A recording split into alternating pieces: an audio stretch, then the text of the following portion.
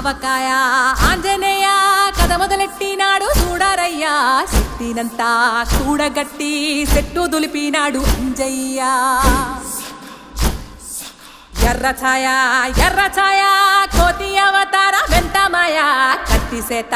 పట్టకుండా కాయ కోసినాడు కపిలయ్య